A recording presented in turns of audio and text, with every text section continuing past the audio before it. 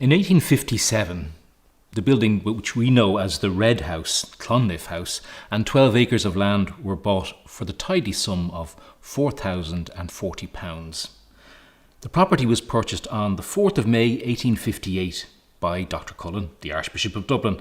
Some pious persons, Dr. Cullen wrote to the Pope, have recently given me the means to establish a purely ecclesiastical seminary.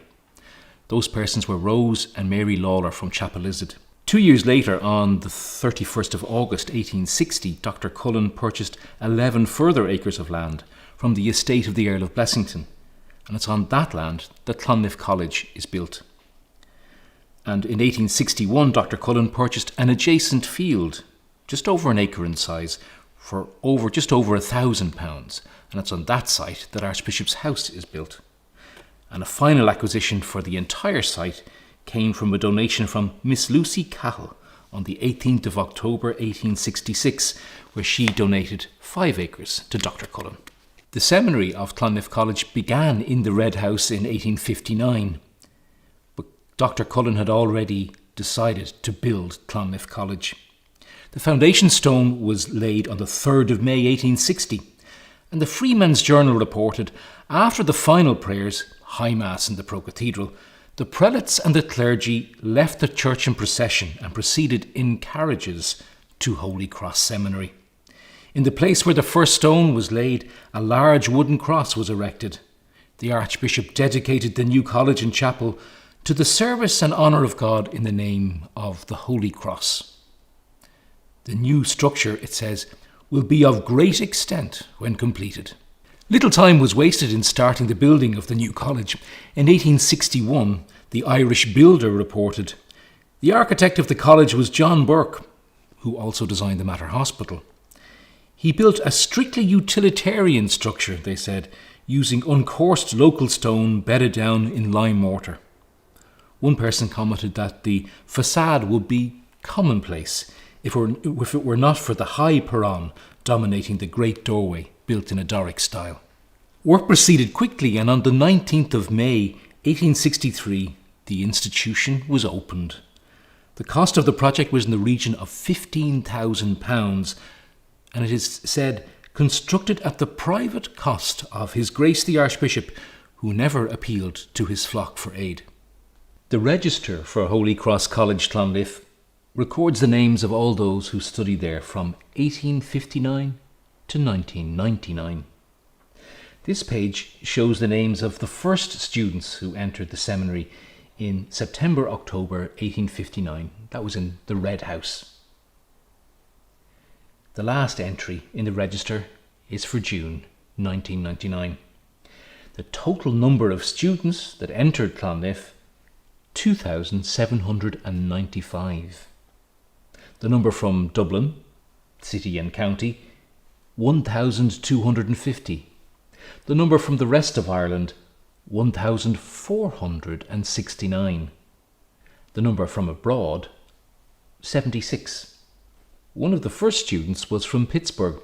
His archbishop had been with Dr. Cullen in Propaganda Fide in Rome, and hence the connection. Of course, a seminary dedicated to training people for the worship of God had to have a college church. Dr. Cullen, of course from his Italian influence, wished the church to be built in a Roman basilican style. So the interior was to be modelled on a church very well known and associated with the Irish College in Rome called St. Agatha dei Gotti. And while the interior of St. Agatha's is inspiring, it was thought that the facade of St. Agatha's was a bit boring and a bit bland. And so it was chosen that the exterior of Clonliffe College Church should be a copy of the facade of the church of Santa Francesca Romana, which is in the Roman Forum area. The architect chosen for the work was J.J. McCarthy, Professor of Architecture at the Catholic University. And he had designed Maynooth College Chapel and also the church and the college in All Hallows, both of which are neo-Gothic. Interesting that Clonliffe College turned out to be Roman very much in its inspiration. In the autumn of 1872, tenders were invited and the estimates received ranged between £11,500 and £25,000. None of those 5 tenders submitted were accepted, But Dr. Verdon, the president of the college, dealt directly with different firms of builders providers in Dublin City.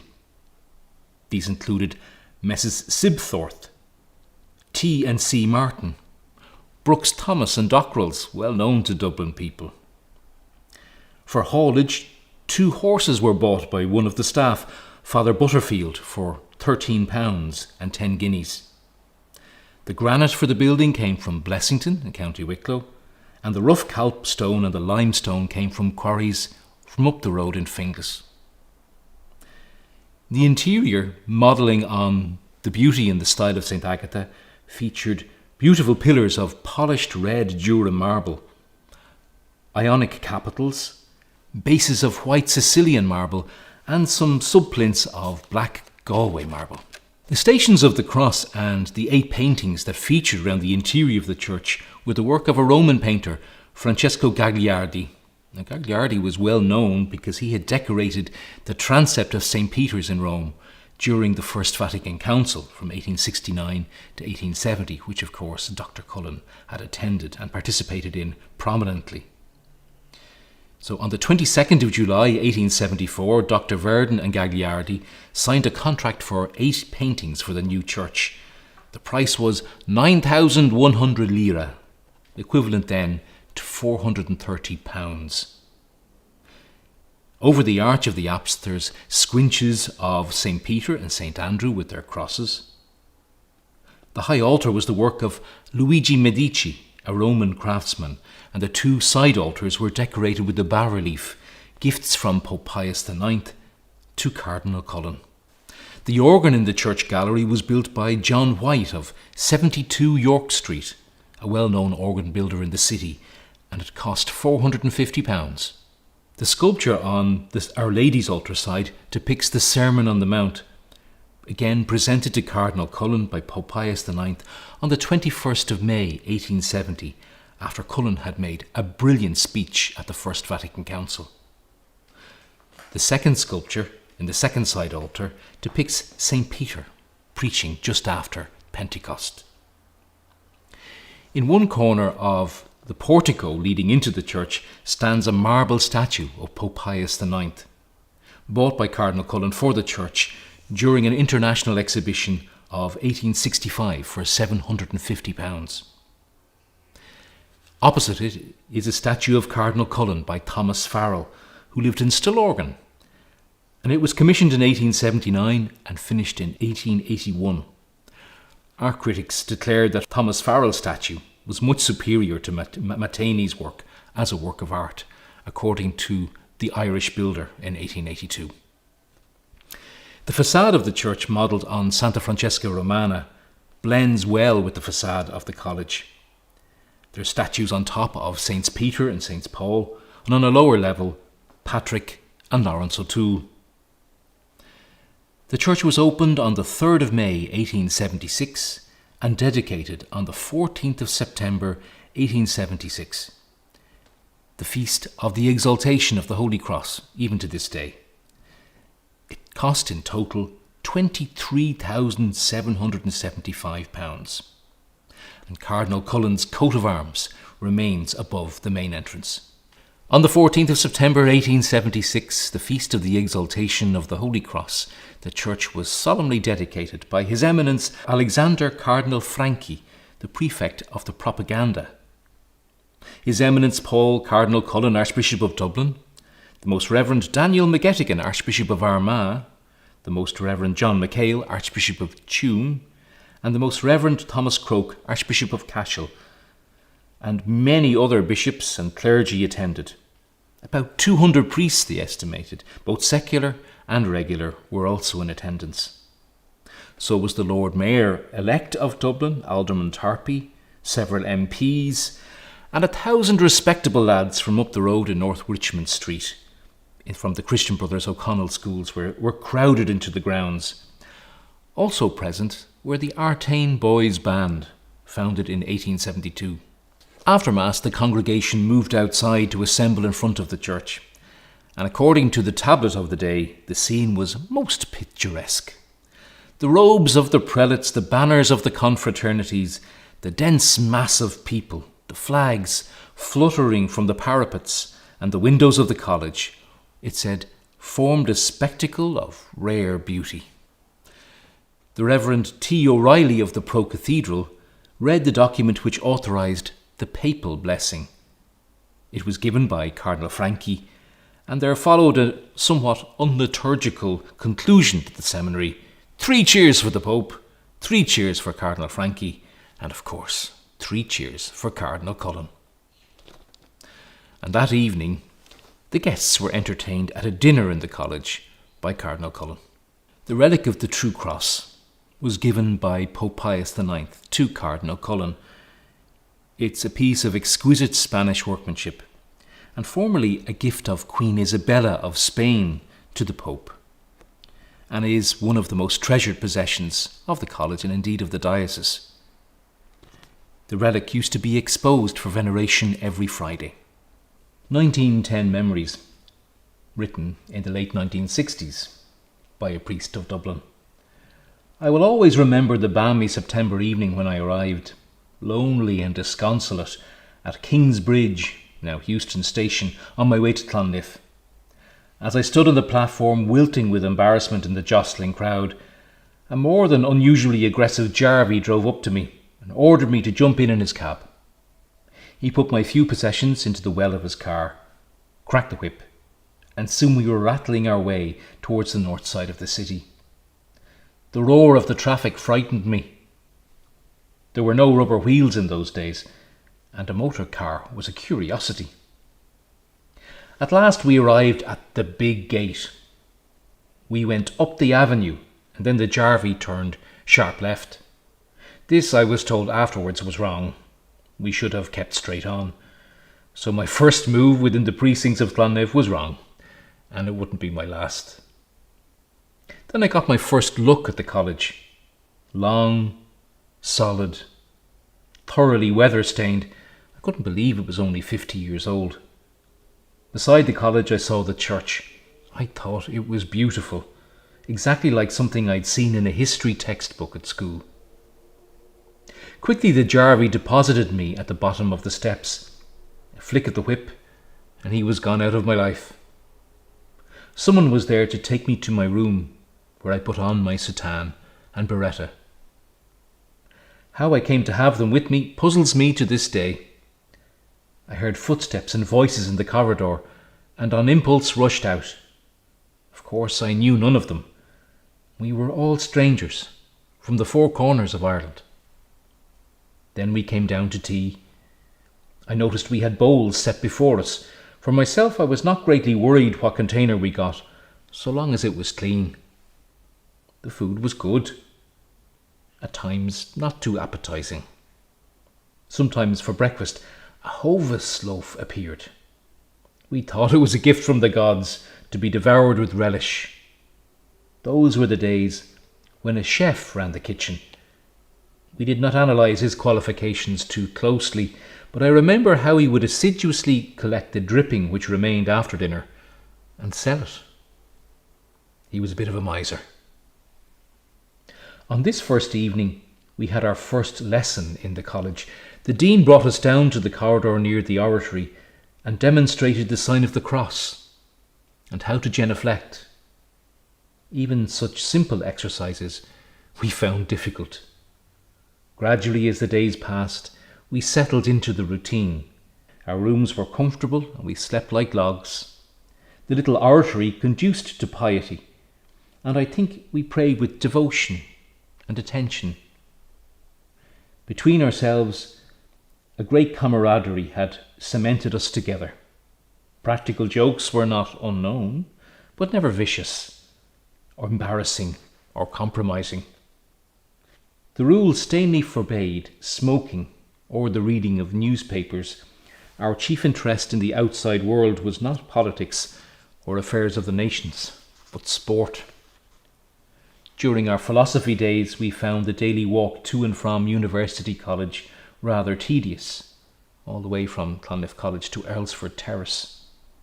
Bowler-hatted under a strong sun, we would return to the college after lectures, perspiring freely and a trifle dusty, to languish in our rooms until dinner at 3 p.m. Nowadays, the students go to UCD by bicycle. One of the chief penances of our existence was the Sunday morning trip to the Pro-Cathedral for High Mass. It was most depressing to set off on a raw, dismal morning in February with nothing to look forward to but the grim approach of Lent. We had no film shows, and of course wireless and television were unheard of. As juniors, we were not allowed to leave the college building during night recreation in the first 2 terms. Those in senior house could. After Easter, the prohibition was lifted and we must have walked long miles in the church corridor during those recreations, wondering what the college looked like in the shadows of the night.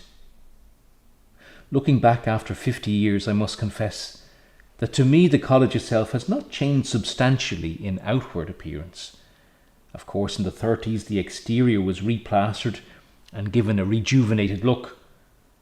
Additions include the new wing, the new hall and ambulatory, and then there are things that are gone. The old football pitch at the back, the great granite wall which fenced us off from the Archbishop's garden. When the main building had been reconstructed, Clonliffe will face another century, very confidently. Some extracts from the rules. The importance of academic formation must be stressed, especially as an integral part of a man's preparation for the priesthood. The maintenance of high standards is particularly urgent today in the light of the rising educational standards all around. Cooperation with superiors in a friendly fashion, punctuality, helpfulness to each other, tolerance and charity in speech should be seen not only as virtues necessary for the best order and efficiency of our seminary, but as essential prerequisites for the priest. Courtesy and consideration for others should dictate a spirit of quiet. Here is a list of the requisites that a potential student was notified of before his entrance to Clonliffe College. And this applies, I remember, to the 1970s and 80s. A soutane, clerical stock for wearing underneath soutane, clerical collars. All of these were sourced in either Donald Stanley's or McCall's clerical outfitters in Dublin city centre. 1 pair of black trousers, black shoes, rubber-heeled, house slippers, a lounge suit of any colour, shirts, socks, handkerchiefs, dressing requisites, namely hairbrush and comb, toothbrush, clothes brush, razor, shoe brushes, etc. 4 pillowcases, 4 sheets, 1 bath towel, hand towels, laundry bag, 2 dusters, dressing gown, alarm clock, and an electric table amp, optional. And it says, please note, new surpluses are distributed directly from the college. Books and other items required will be available directly from the college itself. Most students' days began with the bell ringing at 7 o'clock in the morning to get you up on time to get showered and ready for Mass or morning prayer at 7:30, followed by breakfast, followed by lectures which usually started quite promptly at 9, whether it be for philosophy or theology. One of the fantastic things about Clonliffe College, and which gave it the advantage over even places like Maynooth, was the fact that it was in the middle of a city centre. So that for every year, a student had the opportunity to go out and have what we called a pastoral placement, whether it be with people in any kind of need, the homeless, working with the Vincent de Paul, working in prisons, in hospitals, and then eventually in parishes, after all of the corners had been knocked off us by the previous pastoral placements. Clonliffe College, of course, had its own in-house philosophy and theology faculties. Some of us who were perhaps more intellectually challenged ended up going to UCD to do our philosophy, where we had a chance to take another subject along with our philosophy degree. Early in 1960, Archbishop McQuaid commissioned the architect Stanislaus Nevin to convert what was originally an assembly hall in the new wing of Clonliffe College into a permanent oratory for the students. and the walls of the assembly hall were covered in panels of lovely Japanese oak. Mr. Nevin designed a new altar, which again was hand-carved in oak, the centrepiece being Australian walnut. And now that same altar is to be found in Bayside Parish Church. The sanctuary lamp in the students' oratory was a gift from the students to Archbishop McQuaid. It contains 3 lights suspended from a crozier-style bracket.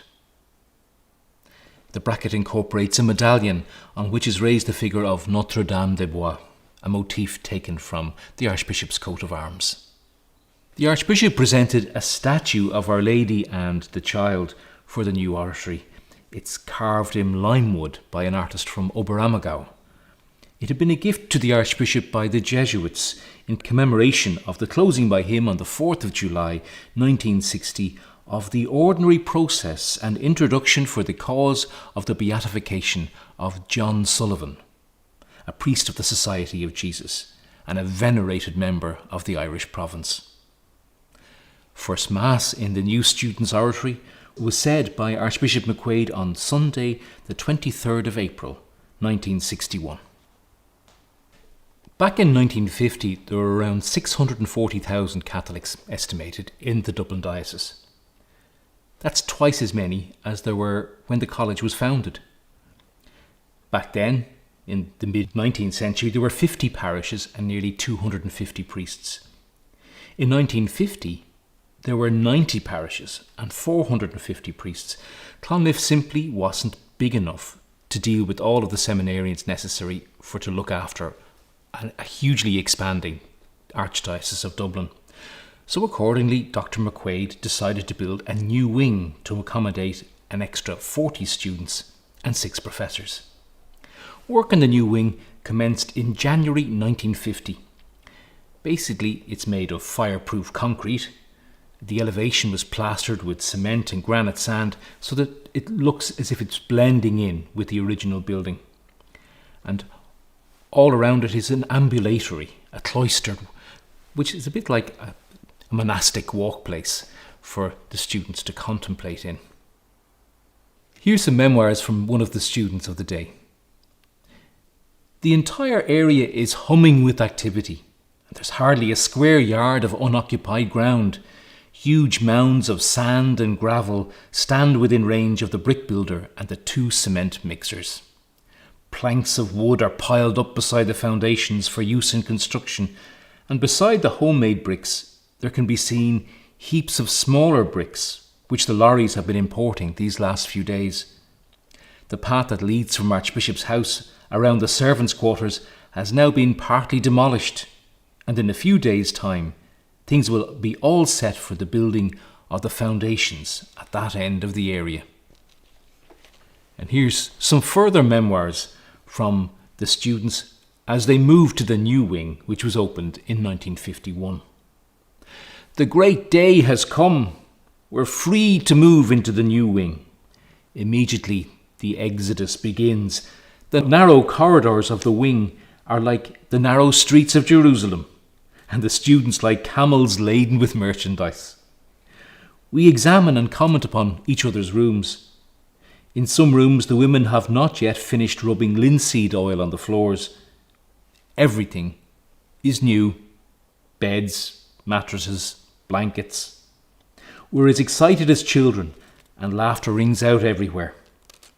New snow-white honeycomb quilts arrive before dinner, and a clear plastic tumbler for each room. Discussion is animated as to how best to store clothes and belongings in the wardrobe and the press above it. Not until night time could we run the water. The new drains are not dry yet, and the cement would be disturbed.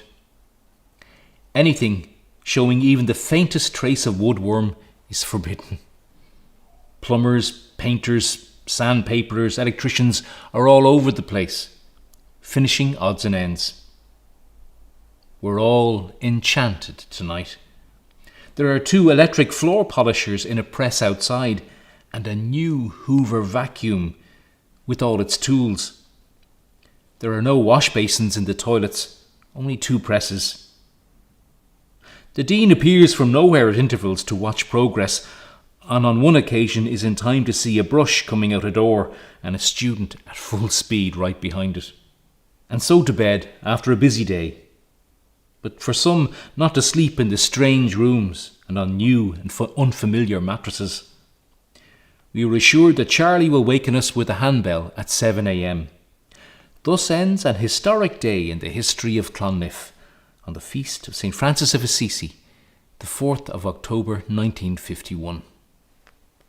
Clonliffe College at times led the way with the latest technological advances. During its 50th anniversary, Holy Cross College was at the cutting edge. In July, work began on the installation of a central heating system, and on the 26th of August, the college authorities and Messrs Cummins signed a contract for the installation of electric light. The summer holidays were lengthened to allow for the rough work to be completed before the students returned. The central heating, with a hot water system, was turned on for the first time on Sunday the 31st of October at 4:30 p.m. And on Sunday the 16th of December, Archbishop Walsh switched on the electric light system at 4:15 in the afternoon. And both of these momentous events are commemorated with a Latin wall plaque opposite the lift at the entrance to Holy Cross College. In 1948, the authorities in Radio Éireann, after consultation with the hierarchy, decided to broadcast Solemn High Mass for the benefit of the sick on Sundays. The first Mass was sung on the 7th of November 1948 in the Church of Holy Cross College, Clonliffe, and the commentator was Father Cathal McCarthy, who lectured in liturgy in the college. Telefís Éireann televised the Easter Vigil ceremonies at Holy Cross College on Holy Saturday night 1962. This was the first major production of a religious function and their first outside religious broadcast. In 1941, with his diligent eye, Archbishop John Charles McQuaid invited the Daughters of Charity, the Sisters of St. Vincent de Paul, to come to Clonliffe College to supervise the domestic arrangements. Their convent was to be originally in the Red House, which was renovated to accommodate the sisters, and at the time it was suggested the Red House should also contain the infirmary for Clonliffe. But the idea was abandoned, and the infirmary and the surgery was located in the college on the ground floor, to be supervised by one of the sisters who was a trained nurse. 3 sisters arrived on the 1st of September 1942.